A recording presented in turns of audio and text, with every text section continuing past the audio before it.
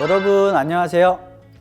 오늘은 우리 주변에서 자주 발생하진 않지만 한 번 발생하면 어마어마한 피해를 주고 가는 자연재해, 지진에 대해서 안전체험을 해보려고 합니다. 기대되시나요? 우선 지진은 쉽게 얘기해서 지표가 흔들리는 현상이라고 할 수 있는데요. 우리나라에서는 지난 2017년 11월 15일에 포항시 북구에서 규모 5.4, 깊이 7km의 지진이 발생해서 이재민이 1945명, 재산 피해 85억 2200만 원의 피해가 발생했습니다. 게다가 이 지진은 본진 후에 101번의 여진이 발생했었고, 이 중에는 사람이 느낄 수 있는 정도인 규모 3.0 이상의 여진이 8차례가량 발생해서 추가 피해도 발생했었습니다. 생각만 해도 끔찍한 지진, 어떻게 대처해야 될까요? 지금부터 저와 함께 지진으로부터 안전해지기, 지진 안전체험을 시작해 보겠습니다.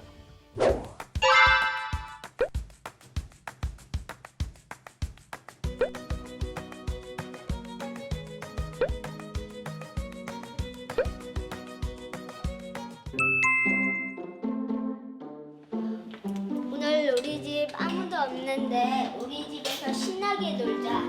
그래. 여기 지진 났대. 엘리베이터 아닌데? 엘리베이터에서 빨리 내려. 여기서 잠깐!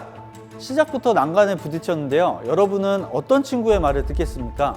그럼 1층을 눌러. 밖으로 나가는 게 제일 안전하다고 했어. 첫 번째, 1층을 누르고 바깥으로 나가 대피한다. 아래층으로 갔다가 무너지면 다 깔려. 맨 2층으로 가야지. 옥상 올라와. 두 번째, 맨 위층을 누르고 옥상으로 대피한다. 아니야, 가까운 층으로 가야지. 버튼 다 눌러. 세 번째, 승강기 버튼을 다 누르고 먼저 멈추는 가까운 층으로 대피한다. 정답은 바로 3번. 지진이 나면 엘리베이터는 추락 위험이 있기 때문에 사용하지 않는 것이 가장 좋은데요. 이미 엘리베이터 안에 있다면 엘리베이터 전층을 눌러서 먼저 멈추는 가장 가까운 층에서 신속히 내리는 것이 좋습니다. 그리고 1층보다는 2층이나 3층이 더 안전한데요. 보시는 것과 같이 1층은 건물 붕괴 시 지면 아래로 매몰될 위험이 있고, 건물 출입구는 사람들이 많이 몰리고 유리벽이 있어서 지진 시 2차 피해가 발생할 수 있습니다. 혹시라도 엘리베이터 안에 갇혔을 때는 인터폰이나 휴대전화를 이용해서 구조 요청을 하시고, 보이시는 승강기 고유 번호를 꼭 이야기해 주세요. 휴, 겨우 집에 들어왔다. 내 덕분에 잘 탈출했지? 그래, 맞아. 가스레인지에 불이 켜져 있어. 불이 날지 몰라. 야! 어느 층엔 물이 있으니까 안전하다고 했어. 가까운 탁자 밑이 최고야. 밖이 보여야 나중에 구조 요청을 하지. 집안에서 지진이 발생했군요. 여러분은 어떤 선택을 하겠습니까? 첫 번째, 주방에 불을 끄고 대피한다. 두 번째, 화장실로 대피한다. 세 번째, 가까운 탁자 밑으로 대피한다. 네 번째, 베란다로 대피한다. 정답은 바로 3번입니다. 지진이 나면 건물이 심하게 흔들려 집안에 떨어지는 책이나 물건들에 다칠 수 있습니다. 마이 아파. 주방에 가서 켜져 있는 불을 끄거나 전기 차단기를 내리다가 대피를 못할 수도 있죠.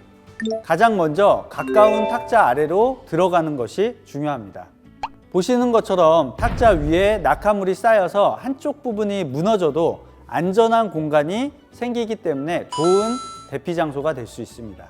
화장실은 물이 있고 습기 때문에 다른 공간보다 벽체가 두꺼워서 안전하다는 이야기도 있지만, 타일이나 거울이 깨지면 파편 때문에 다칠 수 있어서 좋은 대피 장소라고 하기는 어렵습니다. 마찬가지로 베란다도 커다란 유리와 날카롭게 변할 수 있는 난간이 있어서 지진 대피 장소로 적합하지는 않습니다. 여기서 팁을 하나 더 드리면, 대피하면서 문을 열어두는 것이 좋은데요. 살짝만 문을 열어두면 문틀이 뒤틀려 문이 안 열리는 현상을 막을 수 있기 때문에 중요하고요. 안 되잖아. 지진이 아니라 화재가 발생해서 건물이 일부 붕괴되는 상황이라면 문을 꼭 닫아서 대피 공간으로 연기가 들어오는 것을 막아야 합니다. 우리 친구들이 머리를 보호하고 있는 물건도 다 다른데요. 위에서 떨어지는 낙하물 중에는 못이나 유리처럼 날카로운 물건도 있기 때문에 이렇게 부드럽고 두꺼운 쿠션을 사용해 주는 것이 좋습니다. 이걸로 팡팡 쳐내면 될 텐데요. 이걸로 팡팡 쳐내면 머리에서 피가 팡팡 날지도 몰라.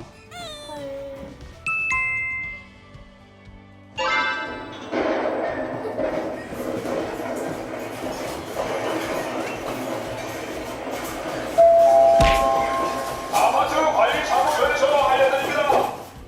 우리 친구는 왜 여기 있어요? 얘가 밀었어요. 나도 밀린 거야. 너무 좁아요.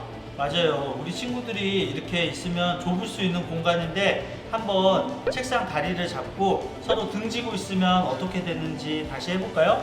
네. 지금 보시는 것과 같이 책상 다리를 잡고 있게 되면 서로 등진 모습이 되기 때문에 공간이 더 생기고 책상 다리를 잡고 있어서 몸이 책상 밖으로 나갈 위험이 적어지게 됩니다. 오늘 너무 힘들었어. 빨리 집에 가고 싶다.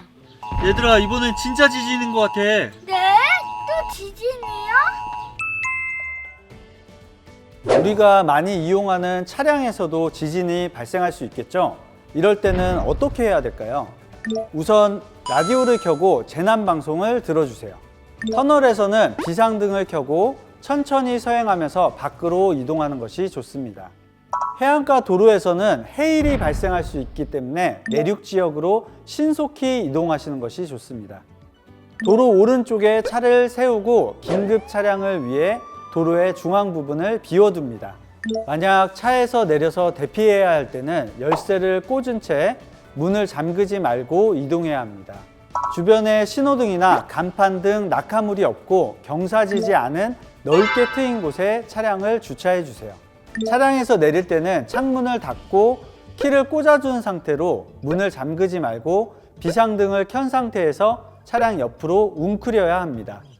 도심지에서 차량을 세울 때는 콘크리트 건물보다는 벽돌로 지어진 건물보다는 목조 건물이 더 안전하기 때문에 넓은 곳에 갈 수 없다면 목조 건물이 있는 곳에 차량을 정차하는 게 더 안전합니다.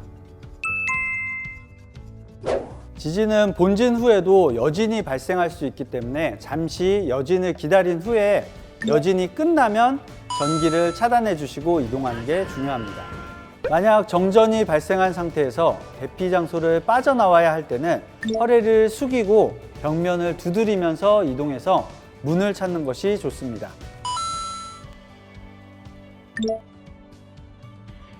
밖에 나온 후에는 앞에 말한 것처럼 여진의 위험이 있기 때문에 가로등이나 창문, 벽면이 있는 곳에서 떨어져서 운동장이나 장애물이 없는 넓은 공간으로 가야 합니다. 자, 여러분, 우리 동네의 안전한 대피소에 대해서 알아놓으면 더 좋겠죠? 안전 디딤돌 웹을 알고 계시나요?